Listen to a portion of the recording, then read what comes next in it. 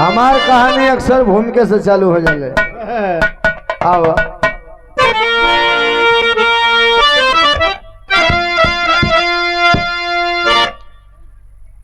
श्रावस्ती नगर में थे सेठ सुलोचन,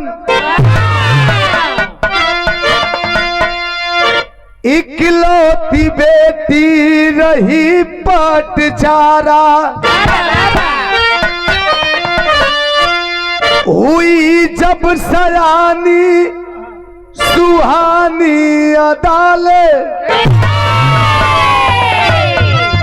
और जवानी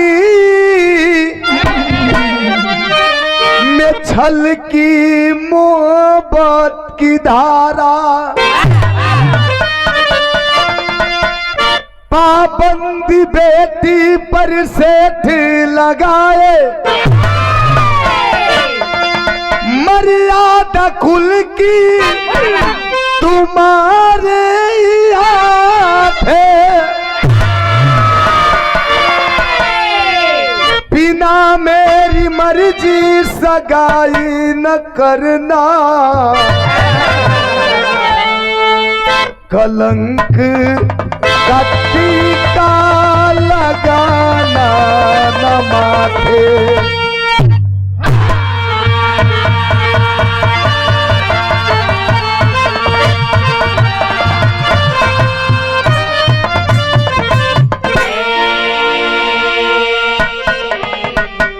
जितने लोग बाड़ा सुन लो लोग बिरहा,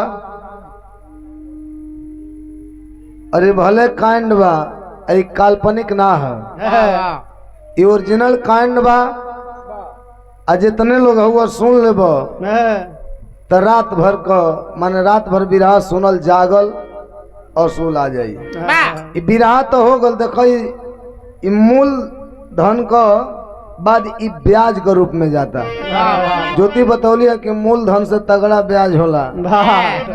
ब्याज वर्ग आदमी मूल धन ना मिली ओकर चिंता ना है, साला ब्याज हमार नहीं देहलस, एकर चिंता अक्सर हो जाले। कल्ला जे ब्याज के भरपाई करत ने रतन लंग श्रावस्ती नगर का रहे वाला सेठ सुलोचन, इकलौती बिटिया, एक बेटी है, नाम है पटचारा, खूबसूरत बिया, सयान बिया।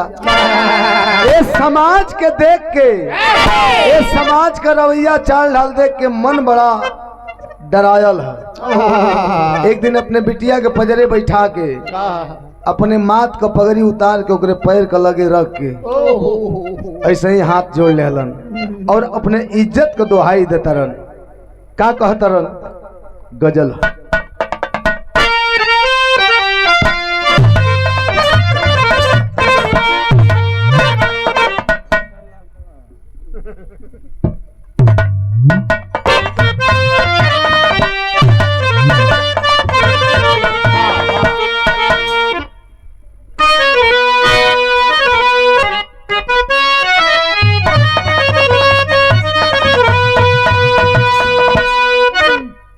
कोई आशिक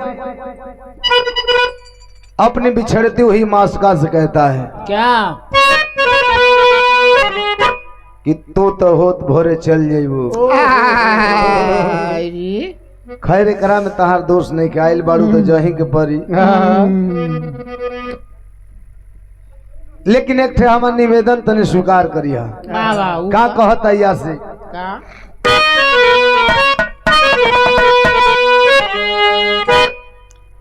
कि मेरे खून दिल की मेहदी,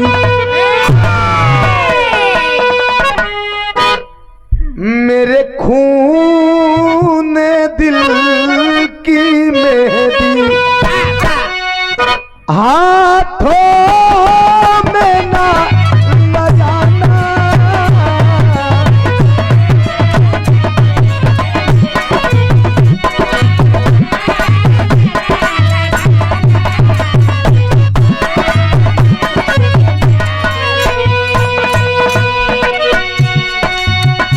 मेरे खून दिल की मेहंदी हाथों में ना लगाना, जब निकले मेरा जनाजा, जब निकले मेरा जनाजा, सहनाइयाँ बजाना।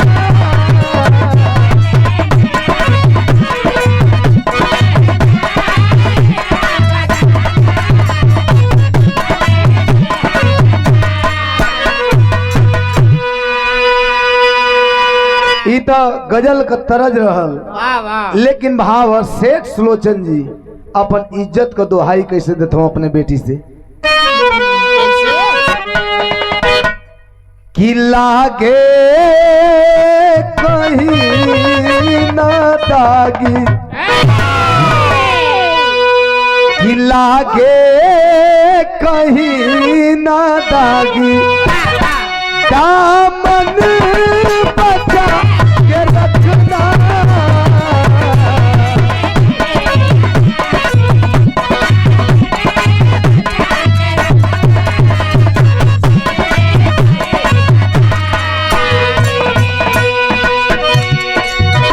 लागे कहीं न दागी, दामन बचा के रखना, कहीं टूटने न पाए, कहीं टूटने न पाए, सपना सजा के रखना।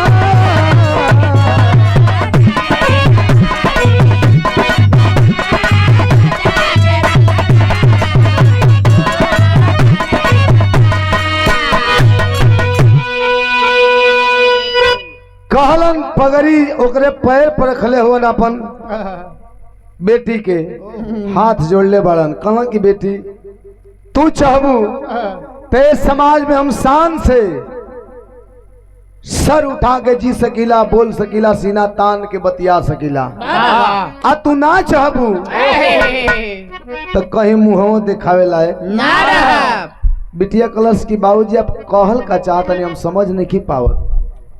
कहन की बेटी ए समाज में बनावे वाला लोग कम और बिगाड़े वाला लोगन का संख्या ज्यादा बा।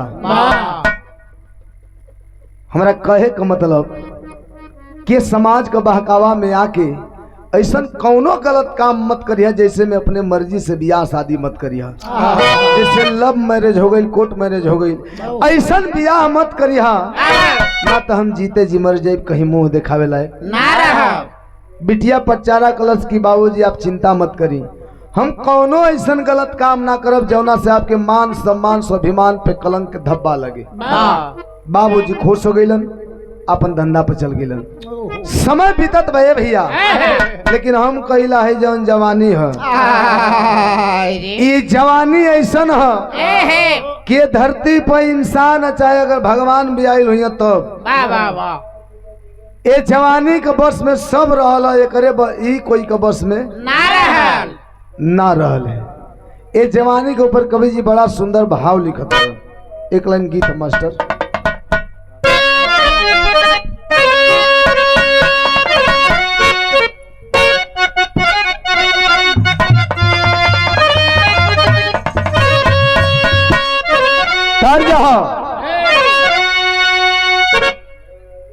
कोनो दुल्ही का दुल्हा पियक्कड़, कोनो नशा बाकी ना है।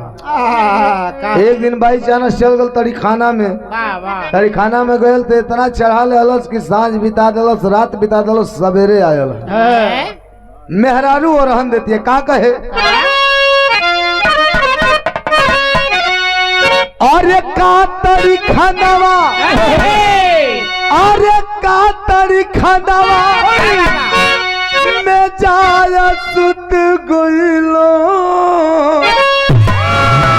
अरे का तड़ी खानावा में जाया सुत गइलो, हमार बलमू रात को न आइला।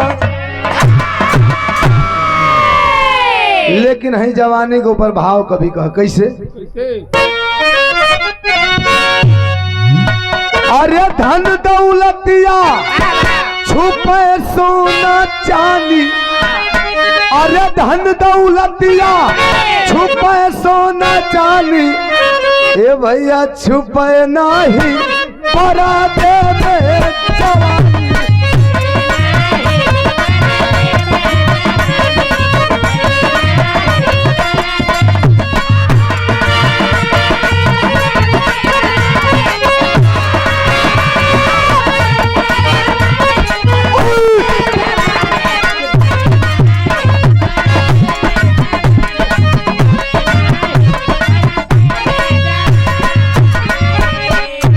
कहले का मतलब धन दौलत अधिका हो जाई तिजोरी में अलमारी में ताला मार के रख दे बोलो ले जाके बैंक में जमा कर दे लोग सुरक्षित पर रही लेकिन है जवानी कौनो तिजोरी में लक ना होई कौनो अलमारी में कैद ना होई ना कौनो बैंक बाकी के ले जाके जमा कर दो वही में अस्थिर पड़ रही दुनिया में ऐसा कौनो पर्दा नहीं खे बनावल जौना पर्दा कयाड़ में के छुपा सके जब आवेले ना चोकरत आवेले देखा सार्क चोकरत अपन प्रकोप छोड़ाई अपन कहर ढाहत आवेले वाह वाह देही पर देही पर ही मत जान जे ऐसे ही आवेले गनगनात हो जैसे बुझा चल हो रही है तू तो गनगनात तेरे जैसे बुझाते तो चुनना कटता पिस्तुया का लेनी लिया और सब भरल जा वो तो तार मौसा लगाओ अच्छा ए भैया धन दौलत छुपा सकेला लोग लेकिन है जवानी के ना छुपा पाई कोई अब देखो कहानी में दिलचस्पी बढ़ता है जैसे कैसे अरे पुष्पक मालिक ललनवा सुधाकर अपत चारा को दे तमाला बनाकर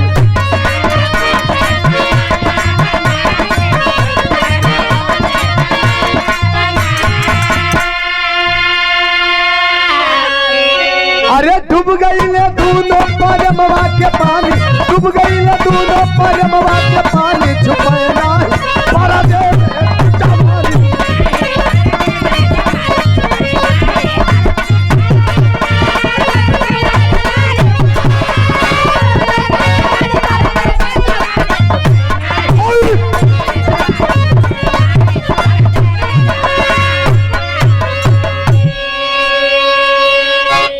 आजकल जो ऐसे गावे लगा तो ज्योति वही के आदमी कहता हूँ कि यह सम्राट होई फलाने के बाद यह सम्राट होई अरे सम्राट का अगर होइबो करे तो भैया जी सर्व गुण संपन्न रही जरा रोम रोम में कलाकारी रही वह सम्राट कहल जा सकेला ऊंचा पदवी देवल जा सकेले नकल तो केहू केहू तेरे कले ही लेकिन ज्ञान होके के चाहिए ज्ञान तो हिला ही बा पढ़ला लिखला से तोरा मतलब बा नहीं गौले से का मतलब बा ज्ञान तो बटले ए भैया वही श्रावस्ती नगर का रहे वाला पुष्पक माली जेकर बेटवा खूबसूरत बा जवान बा नाम ओकर सुधाकर ओकर रोज का काम रहल नित्य प्रतिदिन कि रोज सुंदर सुंदर फूल और सुंदर सुंदर फूल का माला ले जाके पटचारा के पहुंचावे पूजा फारा खातिर एहरो जवानी बा ओहरो जवानी बा आना जाना लगल बा एक दिन दोनों कहीं खिया लड़ गई हाँ हो फूट गई नैनचार हो गई मोहब्बत हो गई इश्क हो गई जब प्यार हो गई ले भैया तो प्यार ऐसा चीज है जरा दिल में समा गई की तो बसा दे की तो उजाड़ दे अब दोनों ओर चैन सुकून एक दूसरा के देखला बिना न ओके नींद आवत न के सुकून मिलता ऐसा प्यार नहीं करना चाहिए। देखिए ये नाच मंडली से भाग के आ गया है ये पहले अलाउंसर था भड़वागिरी करता था अब साले साहब हैं। बिरहा में से के बोलता है भाऊ का हो ए भैया प्यार हो गई दोनों और बेकरारी बढ़े लगल त आना जाना मिलना जुलना घूमना फिरना चालू चालू एवनी बात का भनक पचारा के पिता सेठ सुलोचन जी के चलल कपार धलन कलो हम अपने बिटिया का पाँव पापन पगड़ी पटकली हो हाथ जोड़ली बाप होके तब वो हमारे इज्जत का परवाह ना है अगर हम ना छे तब फिर हमारी इज्जत ना बची इज्जत बचावे खातिर करत का हो तरज बदल गए गनगना जाते हैं। दुल्हे राजा के बड़े भाई बब्बन यादव है भैया ये कोई झलक दुल्हा राजा के लिया देता जब पकड़ के एक भी घेराल हम अब दुआर छकाई दे थोका अब नहीं तो पकड़ के लिया देता जब हमनो को हो भाग्य हो जा अब लोढ़ा घूमत लौर बाकी हाँ? लोढ़ा घूमत लौर बाकी बहुत बहुत प्रणाम सब भैया लोग के प्रणाम है अपन इज्जत बचावे खातिर करत का हम तर्ज बदल गल रतन लाल जी वाह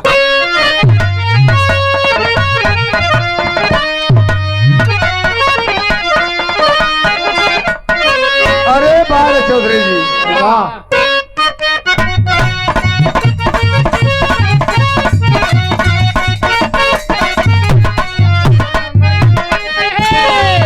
तरह से बढ़िया भाव है इज्जत बचावे खातिर करत का हो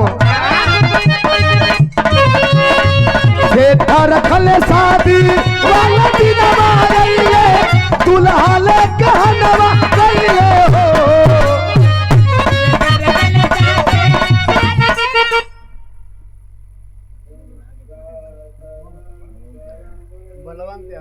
बलवंत यादव दुल्हे राजा के छोटे भाई बड़े भाई छोटे भैया गए दुल्हे के भैया दुल्हे राजा के खोजे थे से ना फरी आई 200 रुपया बहुत बहुत प्रणाम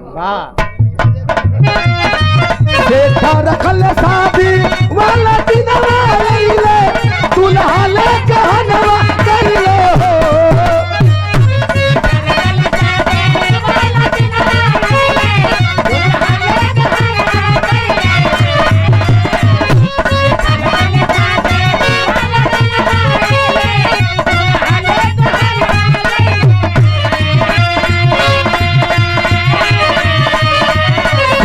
रखल शादी वाला दिनवा रइले दुल्हा ले कहनवा कइले हो केहू जाना नसना धोखावा के मार भइली दुल्हिन फरार भइली हो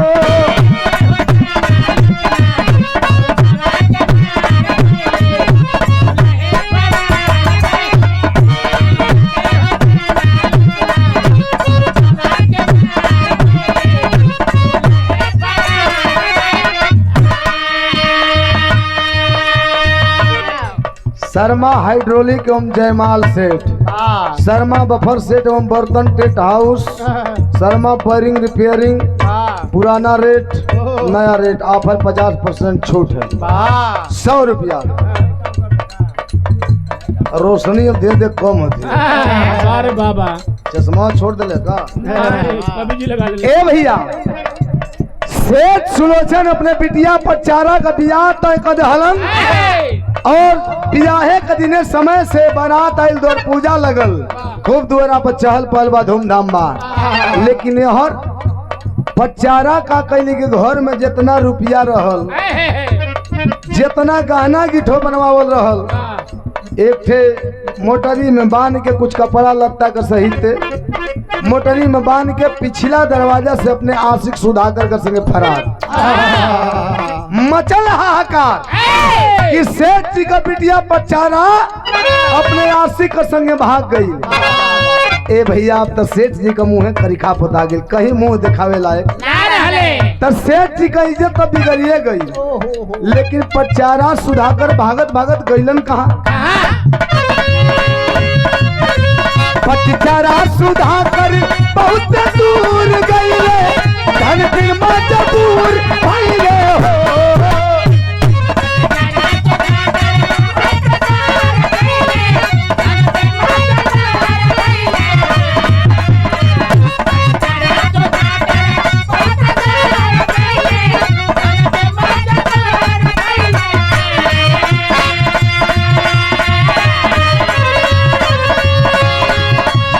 पचारा सुधाकर बहुत दूर गईले धन बिन मजबूर भइले हो कोला कारू भयल जिंदगी तबार भइली तू लही फरार भइली हो।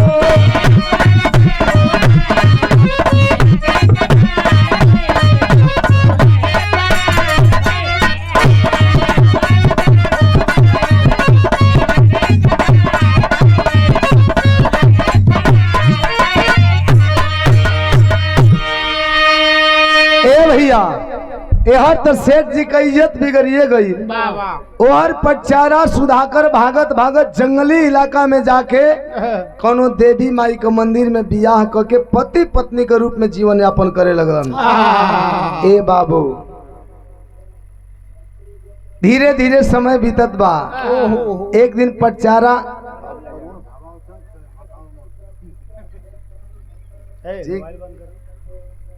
पचारा एक दिन उदास बैठल बाड़ी। सुधाकर एक दिन करो ले घूम फिर के अइलन देखल उदास कहलन का हो कैसन उदास बैठल हो नैहर का याद सतावत का कहली कि ना जी जब सबके छोड़ के सब कुछ त्याग के रहुआ साथे 7 जन्म साथ निभावे का सपना दिल में सजा के आइल बन तब पीछे मुड़ के का देखे के बाद लेकिन चिंता है कहलन कौने बात का कहले कि जितना रुपया पैसा रहल खत्म हो गई जवन गहना रहलू हो बेच के खा गई जा वही में हम मम्मी बने वाली बानी तू पापा बने वाला बड़ा। अब समझ में नहीं खियावत कि जिंदगी का गाड़ी आगे कैसे बढ़ी। सुधाकर कहलन की चिंता मत कर हमरा पर भरोसा करके आइल बाड़ू न हमरा साथे 7 जन्म निभावे का सपना सजा के आइल बाड़ू न तो तोसे वादा बा कि दुख का हमरे जीते जीत हो के दुख को परछाइयों ना टच करी। कैलन का कवि जी टेलिक भाव में बताओ तरन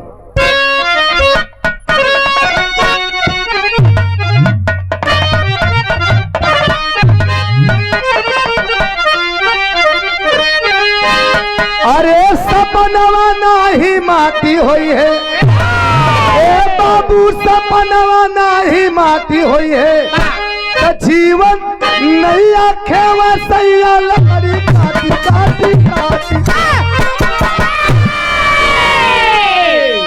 जीवन नैया खेवे सैया लकड़ी काटी सपनवा नाही माटी हुई है। खूब धारदार एक हथियार जोगड़ी होना। अब का करत हो कि वही जंगल में घूम घूम के लकड़ी काटे दिन भर आ ओके बेचे ओसे जौन आमदनी होत बा अपन पेट लुगा चलत बा। धीरे धीरे समय बीतत बा। ये बाबू आज उहो दिन आ गई। कवन दिन कभी जी विदेशिया बताओ तरह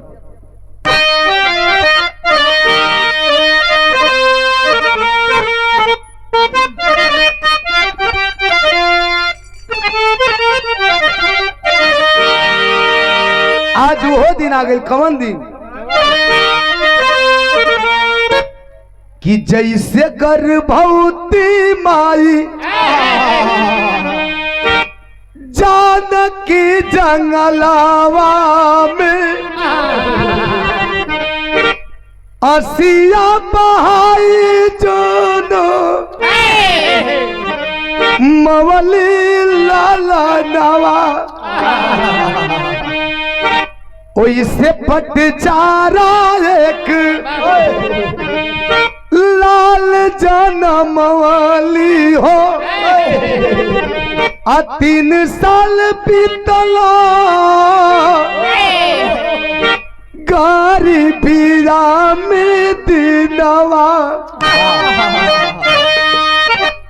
समय अनुसार प्रसव पीरा हुआ।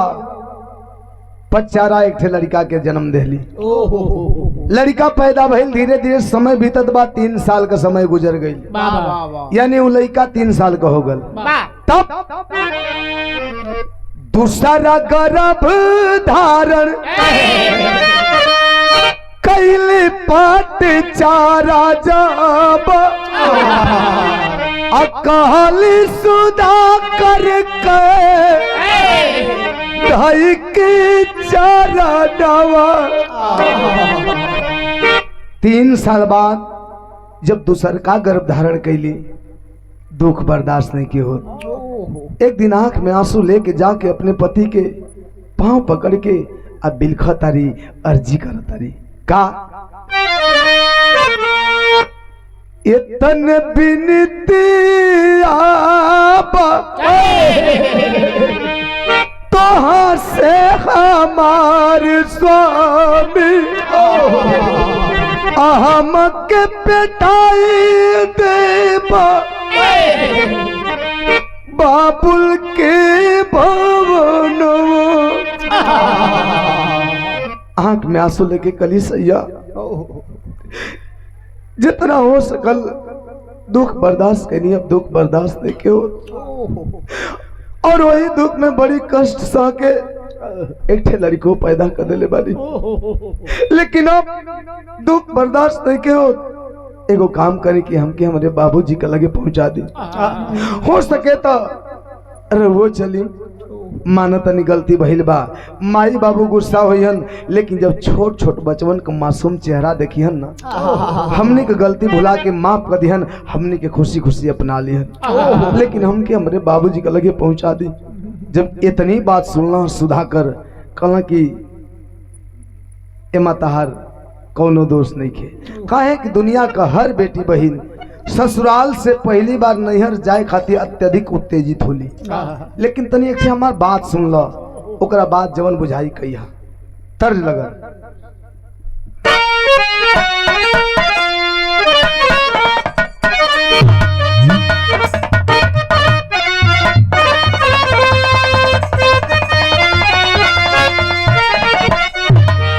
तर्ज एक ही माई से जग जामल,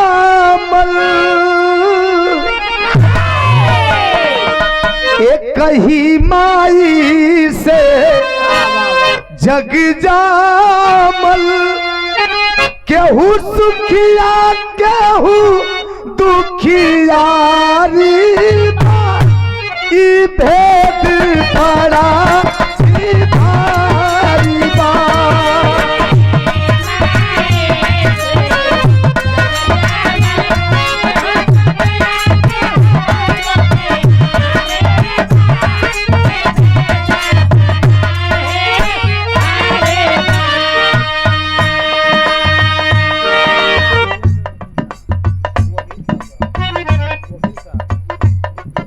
ब्रिजेश यादव आदरणीय एडवोकेट साहब, वकील साहब, जितपुरा गाजीपुर से 101 रुपया पुरस्कार, बहुत बहुत प्रणाम सब भैया लोग के प्रणाम बा।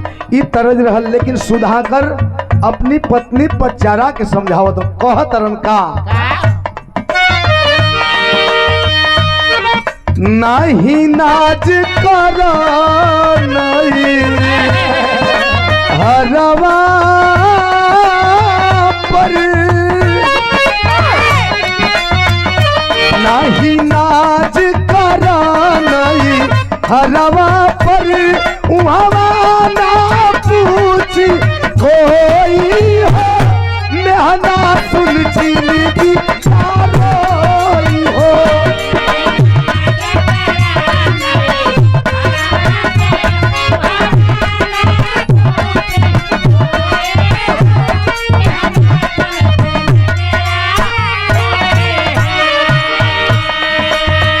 कारण की जौने नैहर पे नाच कैले बारू न तो के गर्व ह घमंड फक्र ह, एगो बात जान ल, नैहर जाए जाए कहतरू न वहां गईले के बाद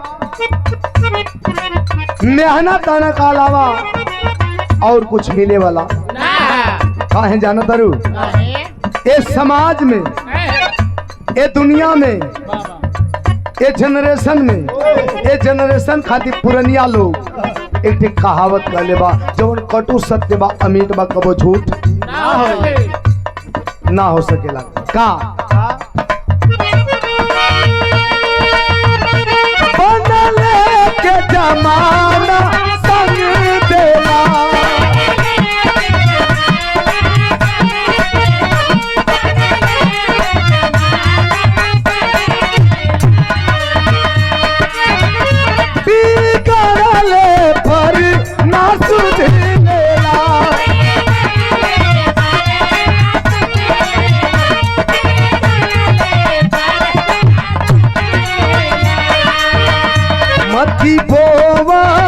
बीज पथरवा पर मत बोवा बीज पथरवा पर लिखल जोली लरवा होई हो नाना सुन दिल की यारोई।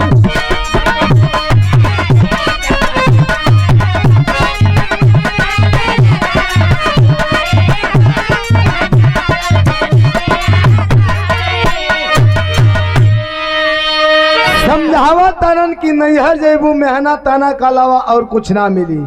कारण पुरनिया लोग कहावत कहले बा कि बनले कर सार बहनोई हो जगतिया में कोई नहीं। अपना अगर बनल हो तो जहाँ कोनो रिश्ता का नाम ना हो वो अपन बहुत करीबी बताई तो के बहुत रिश्तेदार बहुत एकदम करीबी जिगरी बताई आ जहाँ दिन बिगड़ जाला ए भैया दूर का लोग तो दूरे रह जाई वो दिन आपन खुनऊ आपन माने से इनकार कर दे इनकार कर देला।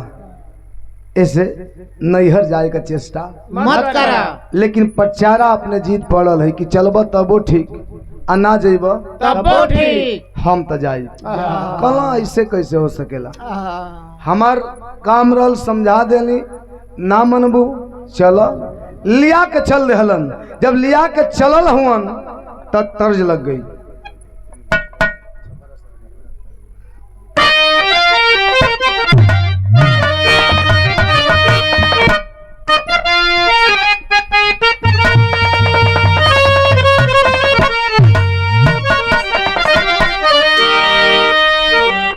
ये गोणाऊ गीत कहानी से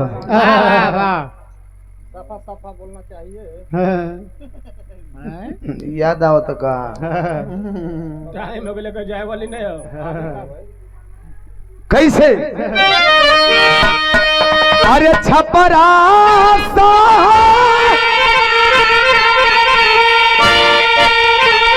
अरे पिकला चरखवा देवर मोरा जोगी भई।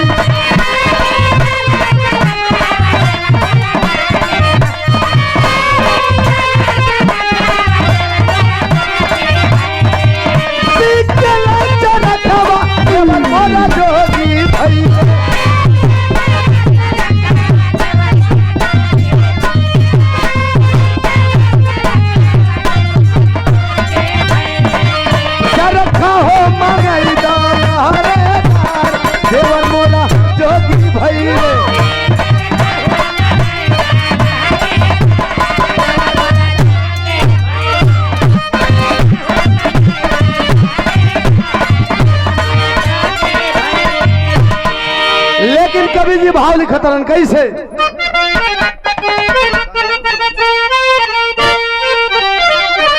अरे कैली पाट चारा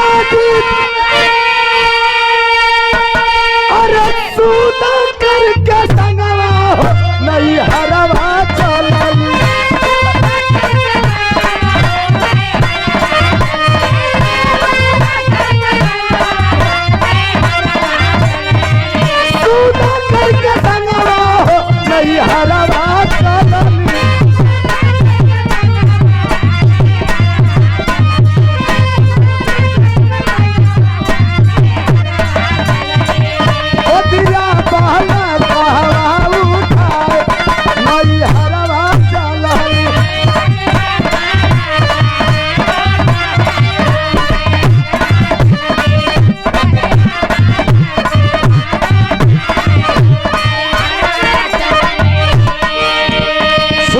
लिया के चल रहलन अपने पत्नी पचारा और साथ में एक थे लड़कवा है जो को मरिया 3 साल है। आधा जंगल पहुंचला तब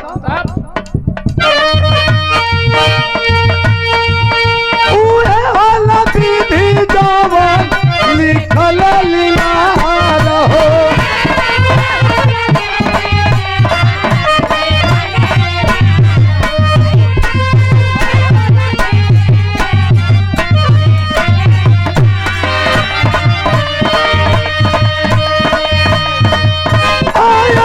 तूफान बन में सब हिला रहो।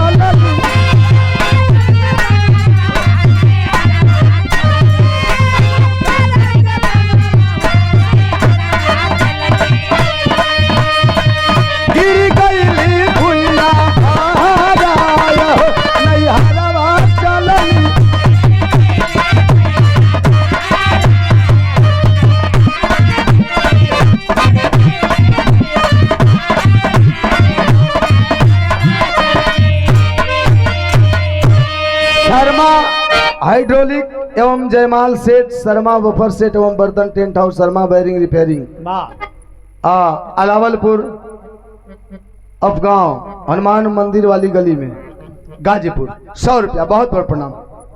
ए भैया, आधा जंगल पहुंचना लोग कहले एकाएक मौसम में परिवर्तन, आधी तूफान मूसलाधार बारिश, ओई में पचारा का जवन दूसरका गर्भ रहल, समय पूरा हो गया, प्रसव पीड़ा चालू हो गई,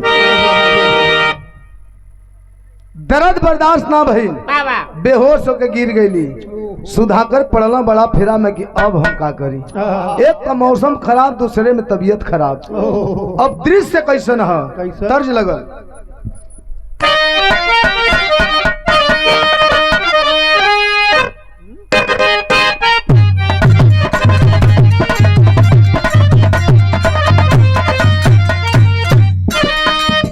तर्ज बुढ़ऊ दादा लोग का जमाने का देवर अपने भौजाई से मजाक कैले रहा, कैसे? भौजी तोहारी नु हो, भौजी तोहारी नु हो, भौजी तकारे तू नैया चमकार, अधरवा काहे धूमिल भइल बा।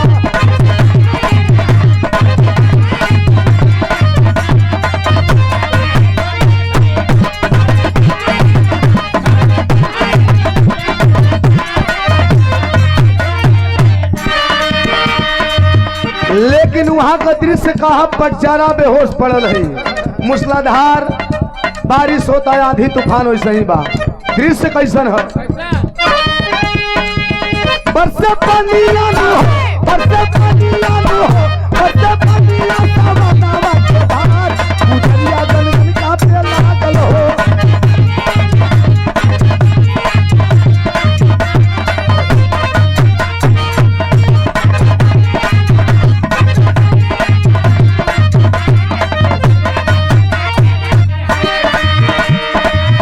कापे दूल्ही का काया, मड़ई बना के कर बैठाया,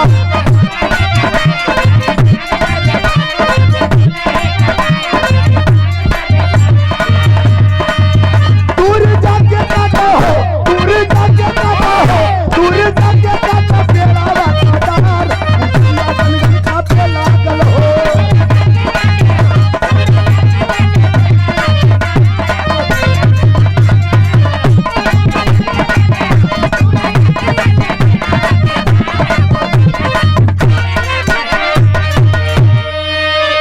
और हमारे गार्जियन, हमारे बड़के भैया एडवोकेट साहब ब्रिजेश यादव जतपुरा गाजीपुर से ए ढेर सारा रुपया देके पुरस्कृत करत बनी, सम्मान बढ़ावत बनी, प्यार लुटावत बनी, बहुत बहुत प्रणाम। सब भैया लोग के प्रणाम है।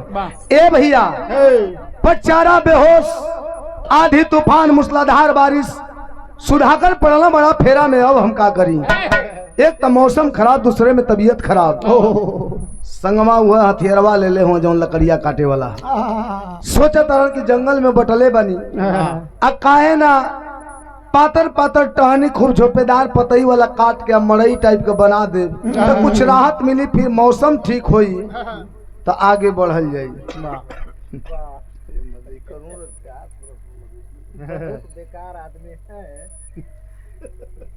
ए भैया, कैलन का कि वो बेहोश पटचारा के छोड़ के पंजरे उ लइकवा के बैठा के जना को उमरिया 3 साल याद रखिया लोग, पंजरे बैठा के अपन हथियार लेला निकल गिना जंगल में, दूरे जाके और अपने मशरफ लायक पातर पातर टहनी खूब झोपेदार पतई वाला, गज्जिन पतई वाला काटत होवन। तब तक संजोग गड़बड़ाता है भैया, बिरहा में तर्ज बदल गई।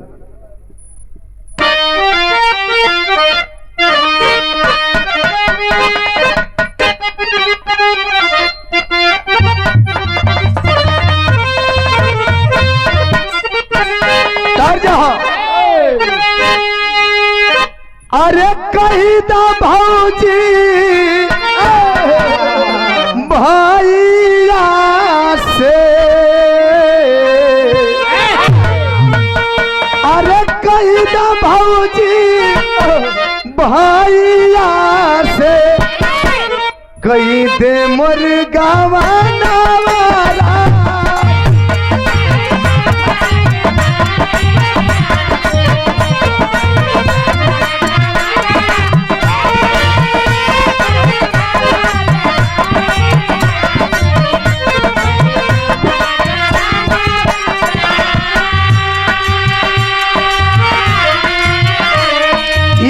गरज रहल, लेकिन सुधाकर पातर पातर टहनी काटत रहल। गच्छिन पतई वाला घटना का घटल।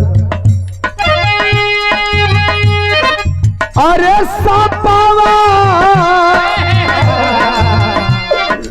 लिपट के काटा,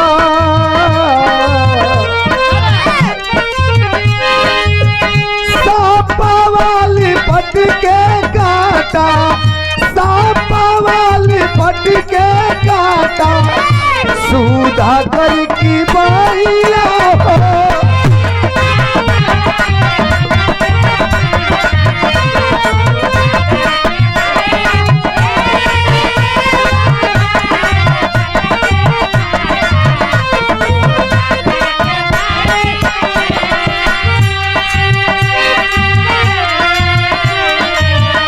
सापावाली पति के काटा, सुधाकर की भैया हो।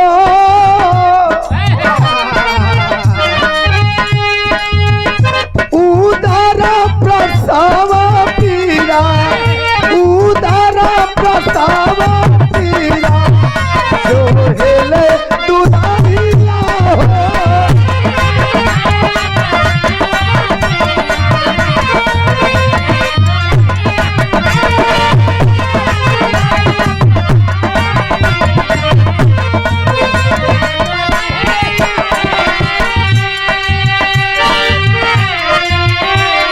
ए बाबू, सुधाकर कभी जरूरत भर पूरा ना भल है। एक ठे टहनी पर जो वही वार कैलन, सर्प लपटाया था, जहरीला था, डंक मार दिया।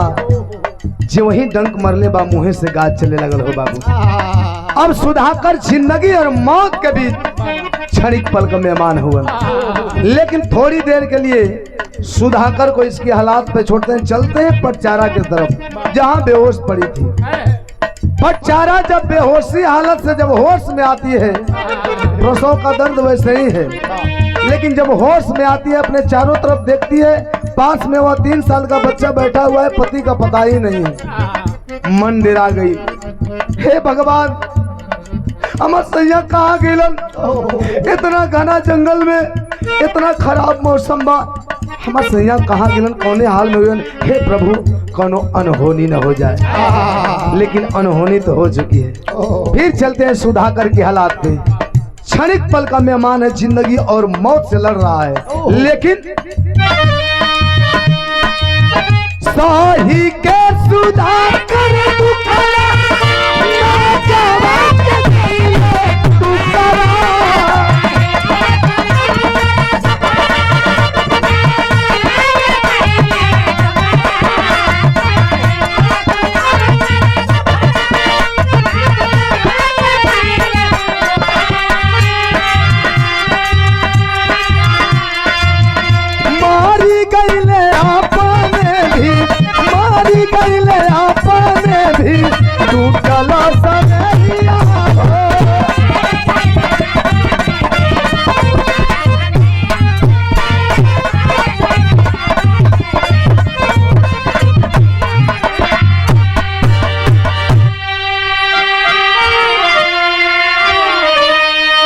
सुधाकर जिंदगी और मौत से लड़ते लड़ते जिस हथियार से लकड़ी काट रहा था, टहनी काट रहा था, उसी हथियार से सर्प को भी मार दिया। सर्प भी मर गया और खुद भी इस दुनिया से अलविदा हो गया, रुखसत हो गया, अलविदा हो गया, मर गया। ए भैया, ओहर पटचारा परेशान है, प्रसव पीड़ा से व्याकुल, किसी तरह वो प्रसव का दर्द बर्दाश्त करके दूसरे बच्चे को जन्म देती है। रुआ लोग जानता नहीं, प्रसव का दर्द इस पूरे भूभाग पे एक माँ के अलावा इसका कोई अंदाजा भी नहीं लगा सकता, कल्पना भी नहीं कर सकता है कि प्रसव का दर्द क्या होता है। इतना जान लीजिए कि एक औलाद को पैदा करने में एक माँ मर के दोबारा जीती है, औलाद पैदा करने में पुनर्जन्म हो जाता है उस माँ का। प्रसव का दर्द ये है। ए भैया, रुआ लोग जाना तनी जब लड़का पैदा होला तो नार लाग रहेला। हॉस्पिटल में नार होली नर्स होली नार काटे खातिर। वाह वाह। जंगल में कोई सहयोगी ना है। नार कैसे काटत है? कैसे? दू ठे पत्थर जोगड़ियौली, एक ठे पत्थर नीचे रखली, वही पर नार रख के दूसर के से थोड़ थोड़ के नार काट देली। अब हाले का जन्मल नवजात शिशु के वो लड़का के आंचल में लपेट के अब बड़का लड़का जो 3 साल का होकर हाथ पकड़ के बने बने जंगले जंगल घूमत रही पति का तलाश में। 1-1.5 घंटा घूमने और भटकने के बाद तो उसी जंगल में अपने पति की लाश पाती है। जब अपने पति का लाश पौली हो बाबू, दोनों बचवन के लेके पछाड़ा खा के अपने पति की लाश पे सर पटक पटक के रोवत रही। आरोग्य इहे कहतारी तर्ज बदल गई।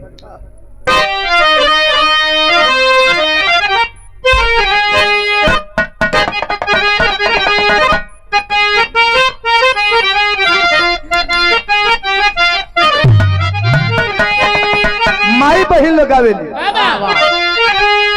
अरे गंगा माई के अरे ऊंच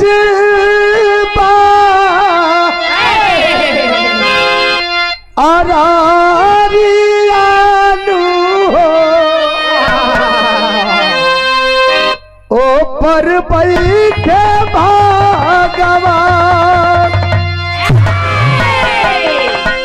लेकिन आज दोनों बचवन के लेके पति का लाश सामने पड़ल बा, पचारा रो तरी आ इहे रोके कह तरीका। अरे भागिया में लागी गइल आगियानु हो नैया पड़ल माझधार। सैया जब तक जियत रहला अमन का भाग उजियार रहल। दुनिया का सबसे बड़ सौभाग्यशाली अपने आप के मानत रहली। लेकिन आज हमरे दोनों बचवन के टूरन का नाम दे देला। जब तक जियत रहला तोरे नाम का सिंदूर हमरे मांग में चमकत दमकत रहल। लेकिन आज हमके विधवा का नाम दे देला। जब ने विधवन के इस समाज सामने देखल पसंद ना करेला। सामने पड़ गईला पर लोग ये कही कि मारा सामने पड़ गई जतरा बिगड़ गई। इतहत बड़ ताना बहना लेके कैसे हम जियब तोहरा बिना। माना तनी दुनिया में बहुत लोग बात संसार बड़ी बोड़ बा, लेकिन तारा बिना पूरा दुनिया वीरान लागता। जब तक जिंदा रहला सुहागन रहली, सबसे सौभाग्यशाली मानत रहली। लेकिन आज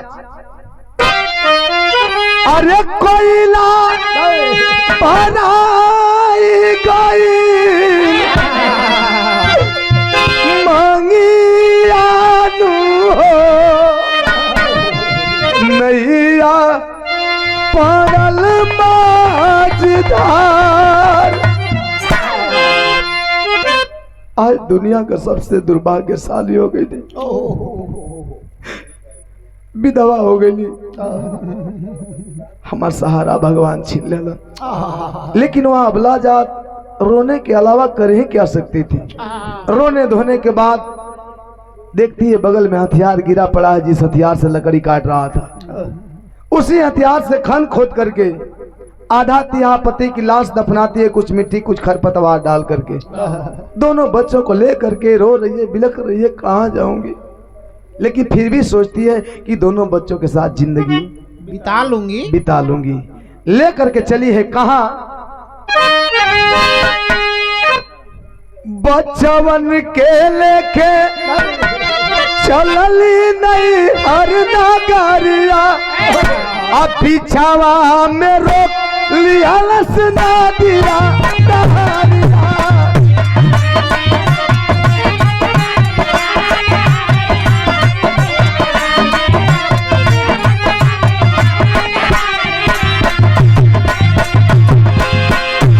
अरे खेई धोई दे दिल के सागियानु हो नैया पड़ल माझधार।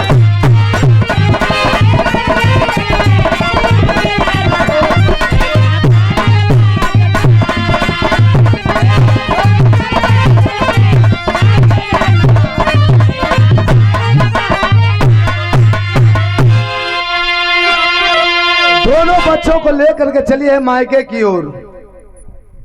जे वही जंगलवा से बाहर भइली है बाबू, एक ठे नदी बा, पानी ऊपरे ऊपर ऊपर वच्छता। बैठ के नदी के किनारे रोवे लगली, झंखे लगली कि बाहर प्रभु ये कैसी परीक्षा है, किस कलम से हमारी किस्मत को तूने संवारा है। अकेले होती तो कैसो पार कर देती, दो ठे छोट छोट लड़का यानी के लेके कैसे पार करी। 2-4 मिनट बीतल तो उनके दिमाग में एक ठे उपाय सुझल बा। कवि जी सोरठी भाव में लिखत रहे एकदम बेरा कची।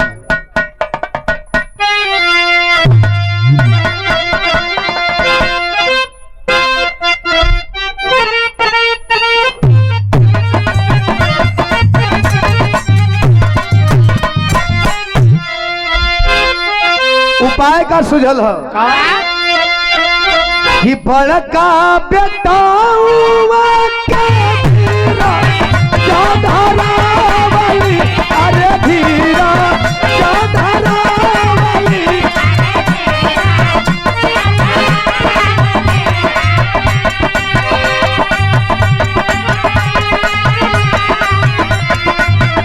बड़का बेटाऊआ के धीरा चाधरावली, अरे धीरा चाधरा। छोटा काट कैली वही पार रामा हो।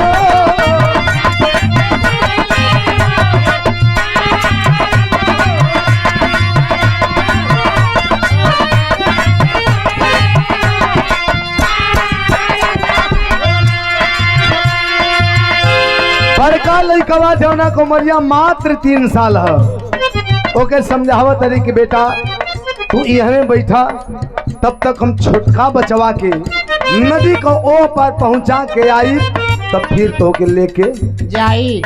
चलब।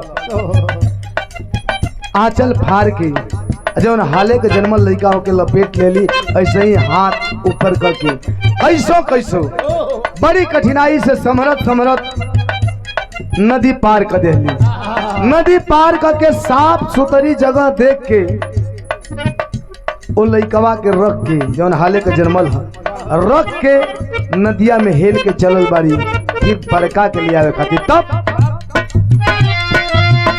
छोटा के छोड़ी जब बड़ा काटले में चलली, बड़ा काटले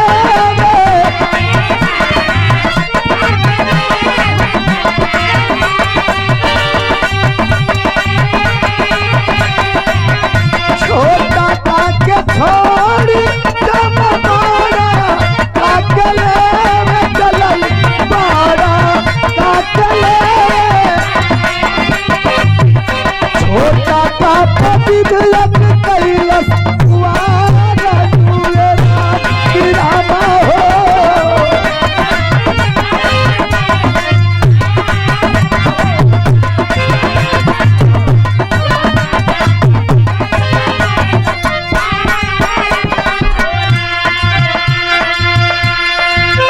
छोटका लइकवा के छोड़ के साफ सुथरा जगह देख के रख के नदी में हेल के फिर बड़का के लिए आवे चलल है।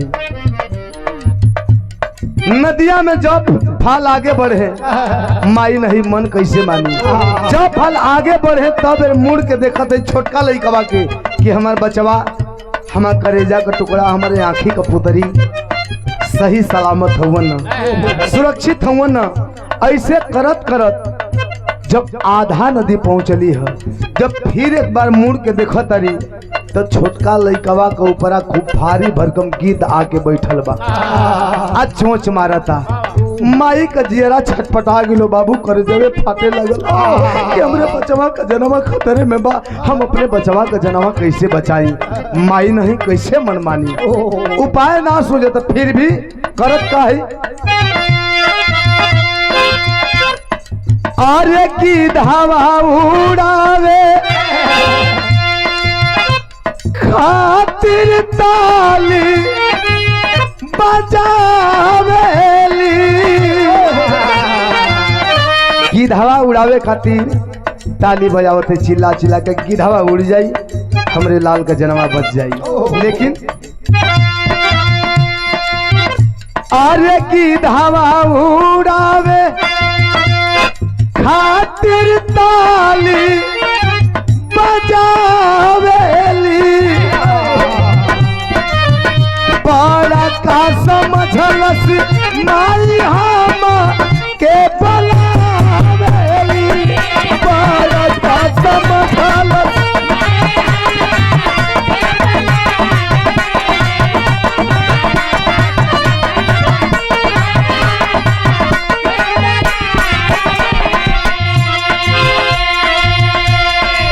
गिधवा उड़ावे खातिर चिल्ला चिल्ला के ताली बजावो तारी की गिधवा उड़ जाई हमारे बचवा के जनवा बन जाई। जब चिल्ला के तलिया बजावे गिधवा उड़े बैठ जाए, फिर तलिया बजावत है गिधवा उड़त है बैठ जाता 10-12 बार ऐसे ही बैल बाकी वो हटल माई तो ताली बजावत तारी की गीत भाग जाई। लेकिन नदिया का ए परवा जो बड़का लड़कवा है बड़ कहे के बा उम्र खाली 3 साल बा 3 साल का लड़का का बुद्धिए कितना ओकरे मन में गलत फहमी समा गई कि लागत है हमार माई हमें बुलावतिया। ये तो भारी मिस्टेक होता भइल का नदिया में गयल पानी या में बाई गयल पानी या में बाई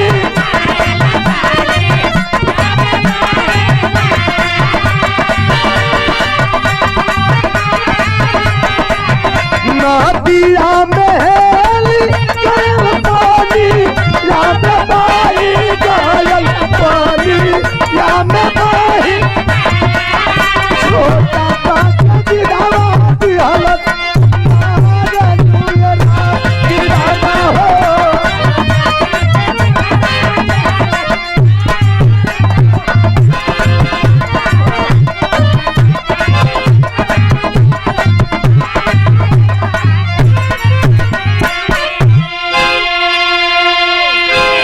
बड़का लइकवा जनलस की माई बोलावत है जो वही नदी में हिलल बा नदी का धारा के साथे डूबत उतिरात बहे लगल हो भैया।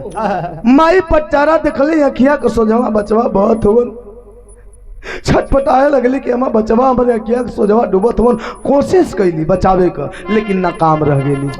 वो देखते देखते वह बड़ा बेटा पानी की तेज धाराओं के साथ डूबते उतराते बहुत दूर निकल गया। रो तरी कि बड़का बचवा के तो ना बचा पवली कम से कम छोटका बचुआ के बचा ली। जब मुड़ के देखा तारी जब छोटका लड़कवा के गिधवा मार के खा गल बा थोड़ा सा खून से लथपथ मांस का लोथड़ा लौकत बा। आज नदी के बीच धारा में खड़ा होके छछो पाती रहो तरी कि हमार दूरो बचवा भी हमारे जिंदगी से निकल गईलन आपके करे सहारे जिंदगी बिताई अब हमारे दोनों लाल सपनों में नजर ना आई। ए भैया रोला कलावा और कुछ सुझे तो नहीं के लेकिन बारे पटचारा अब भी अपनी जिंदगी से हार नहीं मानती है। नदी से बाहर आई है सोच रही है कि बची खुची जिंदगी अपने मायके में नैहर में मम्मी पापा के साथ गुजार लूंगी। रोवत धोवत पहुंचल बा नैहर के नजदीक त नैहरवा का पहले में एक बुढ़ऊ दादा से मुलाकात हो गई। बुढ़ऊ दादा दूरे से देख के पहचान गईलन पजरे गईलन कहलन बेटी तू सेठ सुलोचन की बिटिया पचारा हो ना। रोने लगी कहती है हाँ बाबा मैं हुआ भागन हूं। बेटी रो रही हो लग रहा है तुम्हारे ऊपर कोई मुसीबत पड़ी है। रोते हुए सारी हालात बताते हैं कि बाबा मुसीबत नहीं मुसीबत का पहाड़ टूटा हुआ है। पति को सर्पदंश लिया पति मर गए बड़ा बेटा पानी में डूब गया और मेरी नन्ही सी छोटी सी जान को गीद मार करके खा गया। सोच रही हूँ बच्ची को जिंदगी अपने मम्मी पापा के साथ अपने मायके में नैहर में बिता लूंगी। जब इतनी बतिया सुनना बुढ़ऊ दादा कल कोई फायदा नहीं लौट जाओ वापस जहाँ से आए हो वहीं पे लौट जाओ अब कोई फायदा नहीं है। रोने लगी कि बाबा अरे इतना दुख दर्द कबला कर सुनने के बाद कौन सा इंसान होगा कि उसका कलेजा नहीं फट जाएगा उसका कलेजा मुंह को नहीं आ जाएगा और आप हैं कि पत्थर बने पड़े। मैं मानती हूँ मुझसे भूल हुई है एक छोटी सी भूल प्यार करने की लेकिन इस भूल की इतनी बड़ी सजा तो नहीं होगी कि हमारे गांव समाज के लोग मुझे माफ नहीं करेंगे मेरे मम्मी पापा मुझे नहीं अपनाएंगे। बुढ़ऊ दादा कहने की बेटी ऐसी बात नहीं है, जो मैं कहना चाहता हूँ शायद तुम समझ नहीं पा रही हो। तो बाबा फिर समझाइए ना, मैं कहाँ जाऊंगी, क्यों मुझे वापस भेज रहे हैं।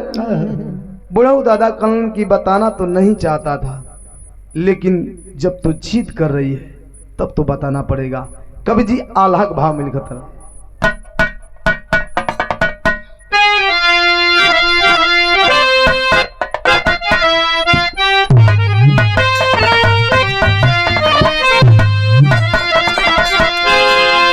अरे विधि के विधान कोई अरे कबहू न बदले बेटी,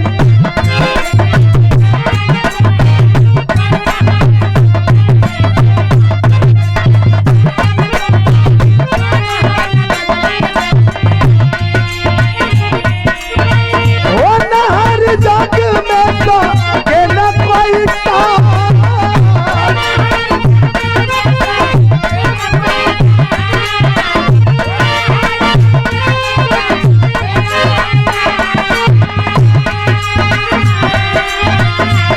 का पहाड़ गिरल तो हर ऊपर वाला बेटी,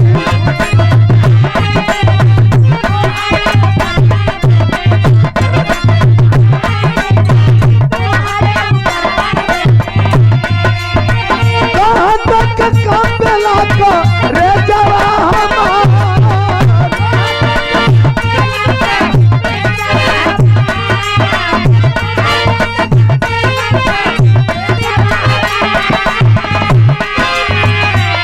बेटी, एक बात जान लो, खूंटा बांध लेना, जो विधि का लेख होता है उसे मिटाने वाला और बदलने वाला कोई माई का लाल इस दुनिया में पैदा नहीं हुआ है कि जो विधि के लेख को बदल सके।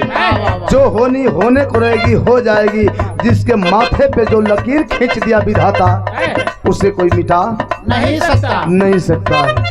और तेरा दुख सुनने और देखने के बाद तो वाकई में मालूम पड़ता है कि तेरे ऊपर वाकई में दुख का पहाड़ ही टूट पड़ा है। मेरी हिम्मत नहीं हो रही है कि तेरे दुख का बयान मैं खुद अपनी जुबान से करूं और तुझसे ही करूं, लेकिन तू जिद कर रही है ना। अगर तुझमें सहने और सुनने की क्षमता है तो सुन, बताओ तरन। एक रातिया में भारी आया तू खनवा दे,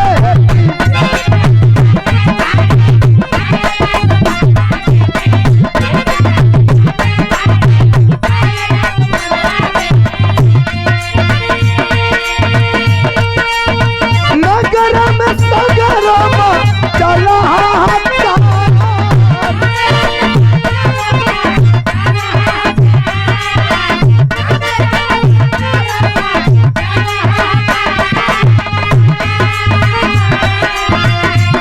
गयल पेड़ ढाई गयल तुम्हारी घरवाला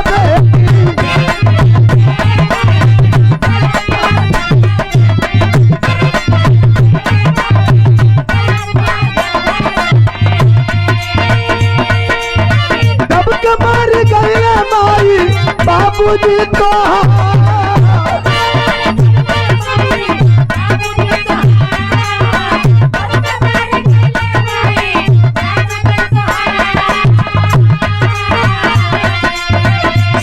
बात चारा मारी बाबू के मरना पंचो,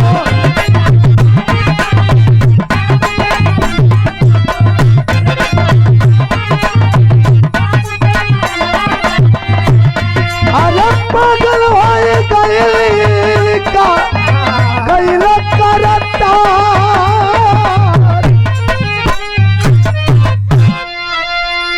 कौन सुन पूछ रही है ना क्यों तुझे वापस भेज रहा था। जिस तूफान से तू लड़ के आ रही है, जिस तूफान को तू झेल के आ रही है, उसी तूफान ने पूरे नगर में हाहाकार मचा दिया, उथल पुथल करके रख दिया। और उसी तूफान के वजह से तुम्हारे घर के पीछे जो बरगद का वृक्ष था तेरे घर पे गिरा, जिसके चलते तेरा घर गिर गया, जिस घर में दब करके तुम्हारे माता और पिता दोनों मर गए। कौन बचा है? कौन तुझे पनाह देगा? क्या इस समाज के रवैये के बारे में तुझे नहीं पता है? इसलिए मैं बार बार कहता हूँ बेटी कि यहाँ से वापस चली जाओ। यहाँ से कई गुना ज्यादा तेरे लिए बेटर होगा। जहाँ से आई हो वहीं लौट जा। अरे दुनिया बड़ी जालिम है, तुझे जीने नहीं देगी। ए भैया, जिकरे जीवन में एक नहीं दो नहीं पांच पांच मौत का सदमा हो, उसी के परिवार के, वो भी 24 घंटे के अंदर, एक ही दिन में कैसे बर्दाश्त होगा? पटचारा के साथ भी वही हुआ। माता पिता मर गए, दोनों बच्चे मर गए, पति मर गए। दुख और सदमा बर्दाश्त नहीं हुआ, दिमागी संतुलन बिगड़ गया। जब दिमागी संतुलन बिगड़ गई हो बाबू, तब पागल हो गई पटचारा। जब पागल हो गई तब सदर भाव में बताओ एक पड़ल। अरे फाड़ फाड़ फेंक दियाली तनवा के मसानावा, अरे गली गली घूमे लगली होई के उधार। अरे देखला तमाशा माने लोगवा पथारावा, अरे तनवा के ढाके देखी रहल समझदार। अरे घूमत घूमत बगली गई जट बनवा में, अरे जहाँ भगतन के रहे भीड़ बड़ी यार। भगवान बुद्ध उपदेश देत रहे, अरे पागल के देखी सब काहे मार मार।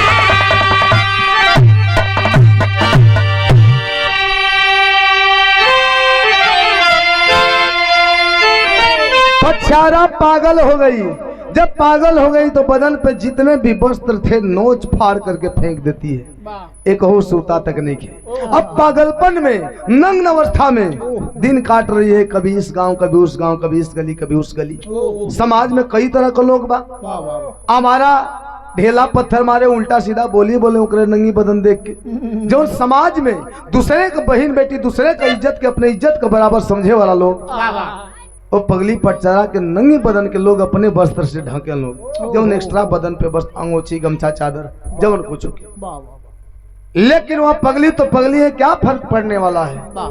घूमते हुए दिन काट रही है। एक दिन घूमते घूमते पहुंचे जेत वन में, जहां तथाकथित महामानव महात्मा गौतम बुद्ध जी अपने तमाम भक्तों को उपदेश दे रहे थे। तमाम भक्तों की भीड़ लगी है। भक्तों के बीचों बीच जाकर के पटचारा नग्न बदन, नग्न अवस्था में ही खड़ी हो गई। सारे भक्त बौखला गए कि कहां से पागल आ गई, जल्दी मार के भगाओ, नहीं तो गुरुजी भगवान जी नाराज हो जाएंगे। लेकिन जब भगवान गौतम बुद्ध जी जब भक्तों की बातें सुने, सबको रोकते हैं, खबरदार रुक जाओ, कोई ऐसी घिनौनी करतूत नहीं करेगा। अरे मूर्खों, यह समय है और समय का चक अपने चपेटे में किसको ले करके कब और कहां, किस अवस्था में, किस मोड़ पे ला करके खड़ा कर देगा, यह किसी को नहीं पता। इसलिए किसी के बिगड़े दिन पे हंसना नहीं चाहिए। भक्तों को समझाने के बाद भगवान बुद्ध जी करते क्या है? आखिरी भाव, खड़ी भाव।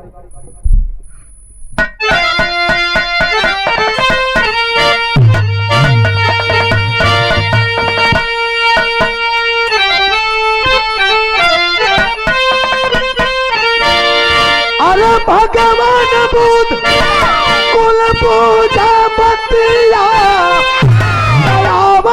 लग जा हमारे छतिया, धर्म के बिटिया।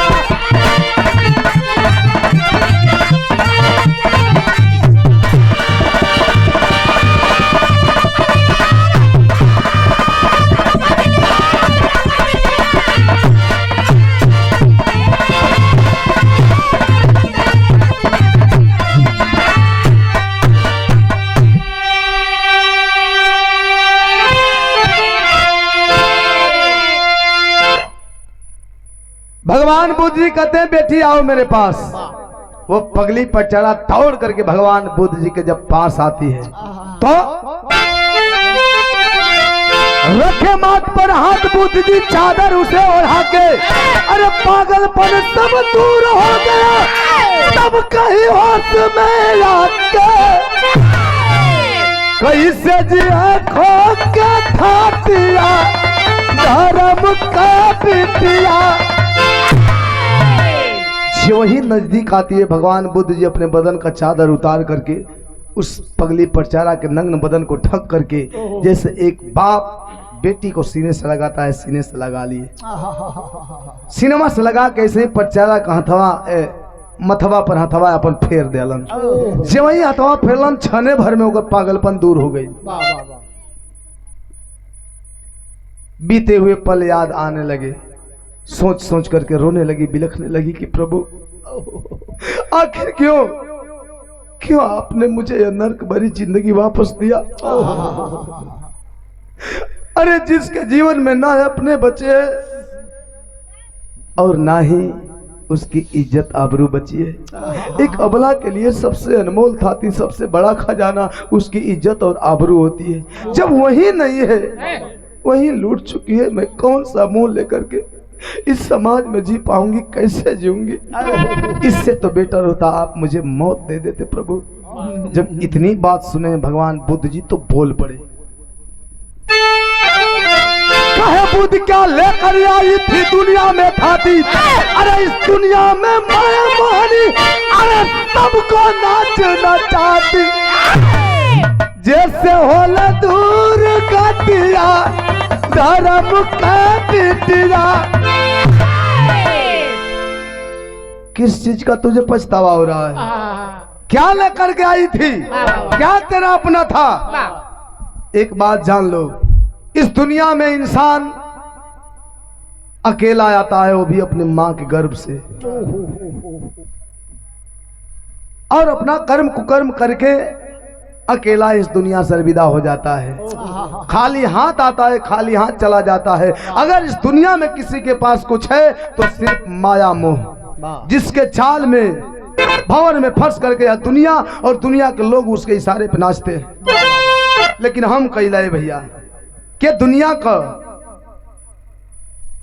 हर रिश्ता तबे कायम बा जब हर इंसान, हर जीव के अंदर माया मोह बा। माया बा मोह बा तबे ही बड़का बाबू हुआ, चाचा हुआ, भैया हुआ, भौजी है, फलाने हुआ, फलानी है, तमाम रिश्ता कायम बा। अगर माया मोह ना हो तो ये जीवन जानवर से भी बदतर है, बदतर।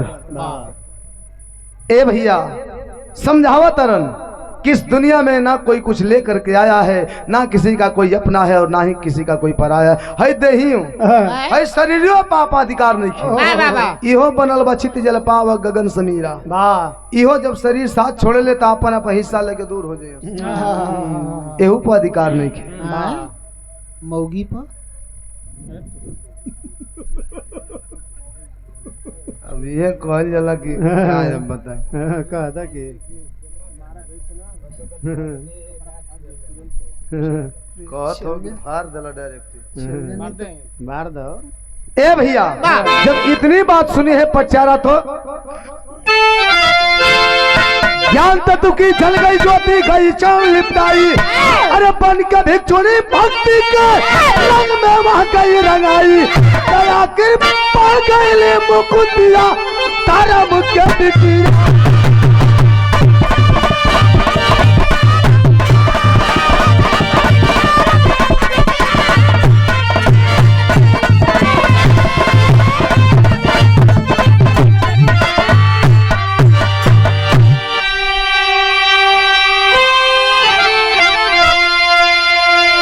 प्रमाण मिला कि भगवान बुद्ध जी के उपदेश के द्वारा पचारा को ज्ञान प्राप्त हुआ और उन्हीं के चरणों में उसे भक्ति और मुक्ति दोनों प्रदान हुई।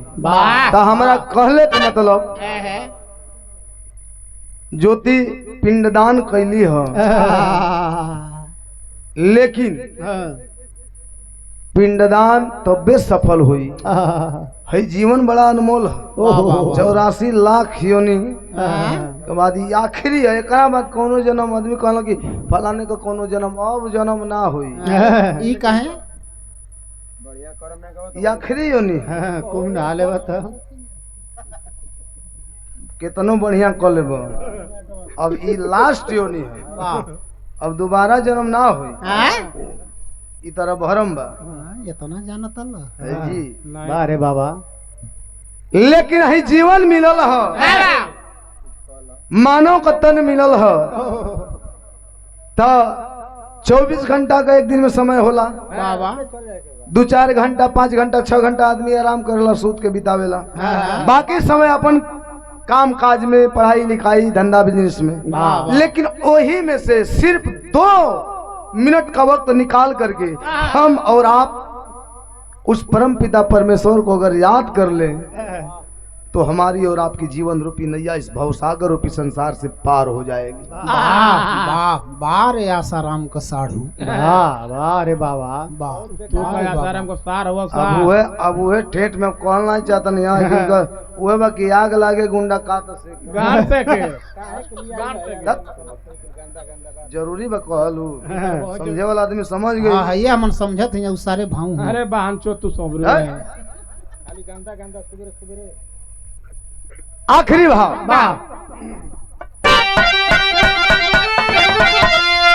गुरु गणेश गुरु रामलाल का स्वर्ग में बच्चन पावन रामदास चंद्रिका कवि पुजारी राम